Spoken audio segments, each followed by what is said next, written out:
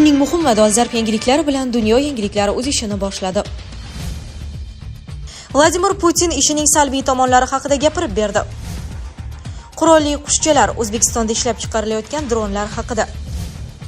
Tramp 3-muddatga saylanmoqchi emas, uning vorisi kim? Kim Chen In tanklarini yangilamoqchi. Britaniya Rossiyaning ehtimoliy hujumiga tayyorgarlik ko'rishni boshladi. Dinozavrlar davridagi do'zax chumolisi namunasi topildi. Vladimir Putin ishining salbiy tomonlari haqida gapirib berdi. Rossiya prezidenti Vladimir Putin uning ishida ish ko'lami ortib ketishi va yaqinlari bilan muloqot qilishga vaqti kam qolishi bilan bog'liq salbiy tomonlari borligini tan oldi. Rossiya prezidenti Vladimir Putinning aytishicha, ba'zida uning ish kuni tunda tugaydi. Vladimir Putin voris haqida gapirar ekan, Rossiyada rossiyaliklarning ishonchini qozonadigan bir nechta odam paydo bo'lishi kerak. Shunda xalq tanlovga ega bo'ladi, deb aytdi. Xalq ishonchiga ega bo'lmagan odamning jiddiy ish qilish imkoniyati bo'lmasa kerak. Bu mutlaqo prinsipial masala.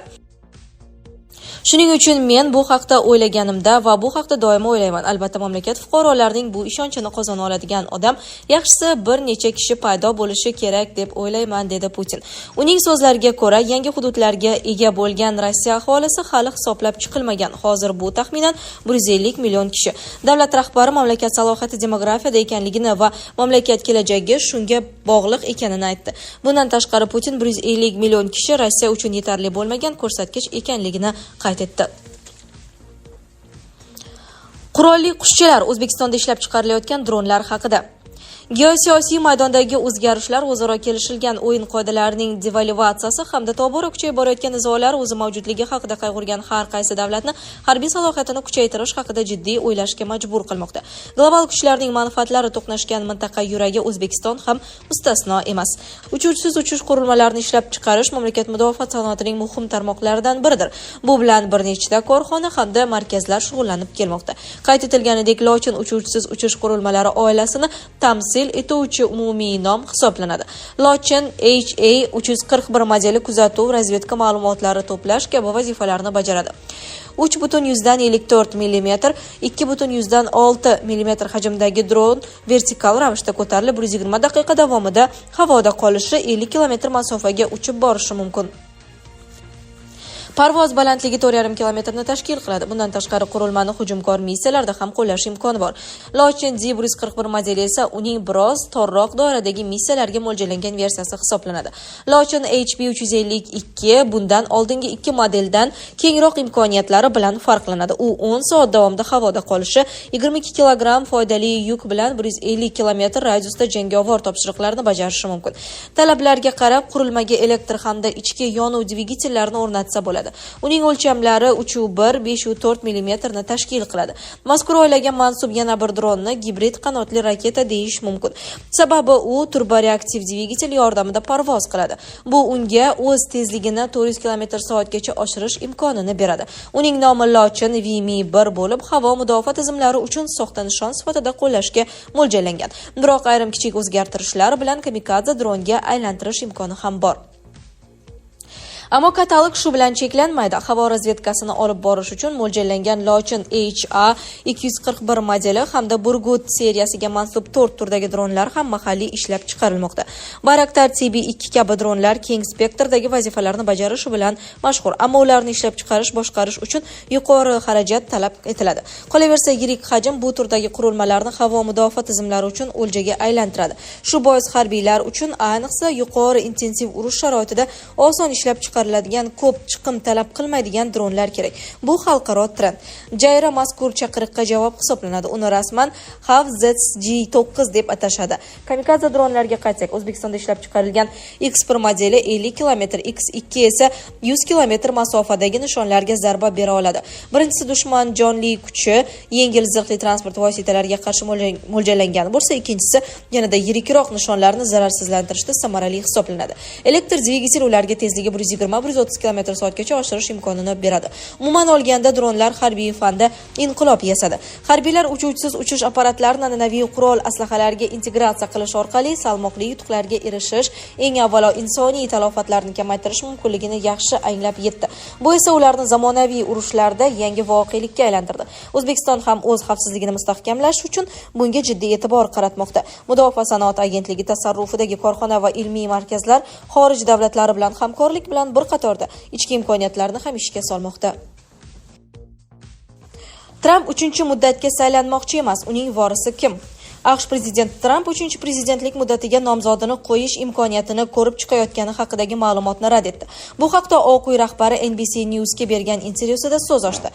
Men 8 yillik 2 muddatli prezident bo'laman. Men har doim buni juda muhim deb hisoblaganman, degan Tramp. 78 yoshli Tramp avvalroq AQSh prezidenti lavozimida 3 yoki hatto 4-muddat qolmoqchi ekani haqida hazillashmayotganini aytgandi. Biroq keyinchalik u o'z bayonotlarining maqsadi ommaviy axborot vositalarini soxta yangiliklardan tozalash ekanligini aytdi. Joriy yilning 2-may kuni esa Floridadagi qarorgohida yozib olingan intervyusida Tramp 2-muddat tugagandan so'ng prezidentlik lavozimida qolish imkonini ko'rib chiqishni so'ragan odamlardan ko'plab iltimoslar bo'lganini aytgan. Qancha odamlar shunday qilishimni xohlashadi, ammo bu men qilmoqchi bo'lgan ish emas, degan Amerika rahbari. Tramp keyingi saylovlarda AQSh prezidentiga Respublikachilar partiyasidan kim da'vogarlik qilishi mumkinligi haqidagi savolga 10-15 kishi borligini aytib, o'zining ehtimoliy vorislari borligini, xususan vitse-prezident James David Vance yoki davlat departamenti rahbari Marco Rubio bo'lishi mumkinligini aytgan. Kim Chen In tanklarni yangilamoqchi. Shimoliy Koreya yetakchisi Kim Chen In Koreya xalq armiyasi qisqa vaqt ichida zirhli texnikalar parkini yangilashi kerakligini aytdi. Qayd etilishicha, davlat rahbari harbiy texnikalar bilan tanishish chog'ida tanksozlikdagi yutuqlarni qayd etib ishlab chiqarishda ikkinchi to'ntarishni amalga oshirishga chaqirgan. Kim Chen In o'tgan asrdagi quruqlikdagi qo'shinlarimiz zirhli texnikasini eng yangi tanklar va zirhli mashinalarga almashtirish, qurolli kuchlarni qurish va quruqlikdagi qo'shinlarni modernizatsiya qilishda eng muhim masala ekanini ta'kidladi, deyiladi xabarda. Kim Chen Inning qo'shimcha qilishicha, texnika ishlab chiqarishda tanklarning zamonaviy urushdagi vazifasi va rolini aniq ifodalash va bilib olish kerak. Uning so'zlariga ko'ra, hozirda jangovar harakatlarni olib borishning subyektiv va obyektiv shartlari o'zgargan. Britaniya Rossiyaning ehtimoliy hujumiga tayyorgarlik ko'rishni boshladi. Buyuk Britaniya Rossiya tomonidan ehtimoliy harbiy hujumga qarshi tayyorgarlik ko'rishni boshladi. Bu haqda The Telegraph nashri xabar berdi. Ma'lumotlarga ko'ra, Britaniya hukumatı so'nggi marta 2005-yilda yangilangan harbiy favqulodda holat rejasi, milliy mudofaa rejasining yangilangan variantini ishlab chiqmoqda. Mazkur reja agar Britaniya dushman tajovuziga uchrasa, mojaro boshlangan dastlabki kunlarda hukumatning qanday harakat qilishi kerakligini belgilab beradi. Maxfiy hujjatda urush e'lon qilinishi holatida hukumatning javob choralari, Vazirlar Mahkamasi a'zolari va qirollik oilasini himoya qilish uchun mo'ljallangan bunkerlardan qanday foydalanish, temir yo'l va avtomobil yo'llari, fuqaro floti, pochta va telefon tarmoqlari, ommaviy axborot vositalarining ishlash tartibi hamda zaruriy resurslarni jamg'arish bo'yicha chora-tadbirlar bayon etiladi. Shuningdek, rejada mojarolar boshlanishining bir nechta ssenariysi keltiriladi. Ular orasida odatiy va yadroviy raketalar bilan to'g'ridan-to'g'ri hujum, shuningdek, ilk bor batafsil ko'rib chiqilayotgan kiber urush ssenariysi ham mavjud. The Telegraph nashriga ko'ra, ushbu reja yaqin 10 yilliklarda ommaga oshkor qilinmaydi. Bunga parallel ravishda Buyuk Britaniya mudofaa vaziri Jon Heyli ilgari konservativ partiya davrida armiya yetarlicha moliyalashtirilmagan va harbiy qudrat ancha susayganini tan oldi. Uning so'zlariga ko'ra, Britaniya so'nggi yillarda faqat cheklangan harbiy operatsiyalarga tayyorlangan, biroq to'liq urush holatiga tayyor emas. Agar biz urushga tayyor bo'lmasak, dushmanni ham to'xtata olmaymiz, dedi u. Dinozavrlar davridagi do'zax chumolisi namunasi topildi. So'nggi tadqiqotlar natijasida Braziliya muzeyi kolleksiyasidan fanga ma'lum bo'lgan eng qadimgi chumoli namunasi aniqlandi. Bu ibtidoiy chumoli 113 million yil oldin dinozavrlar davrida yashagan. San-Paulo universiteti zoologiya muzeyi xodimi Anderson Lepeka 2024-sentyabr oyida universitet zoologiya muzeyida saqlanayotgan qazilma kolleksiyasini o'rganayotganda g'ayrioddiy namunaga duch kelgan. Braziliya muzeyi toshga aylangan hasharotlarning dunyodagi eng yirik kolleksiyalaridan biriga ega bo'lib, ular Braziliya shimoli-sharqidagi Kratadan jamlangan.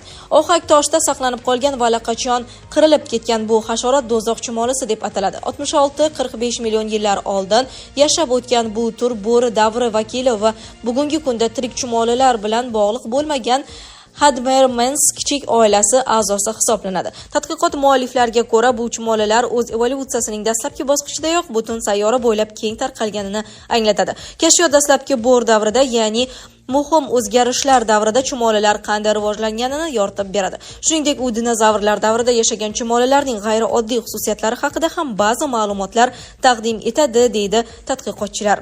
Sizlarga yetkazmoqchi bo'lganlarimiz shulardan iborat edi. Dunyo yangiliklaridan uzoqlashmang.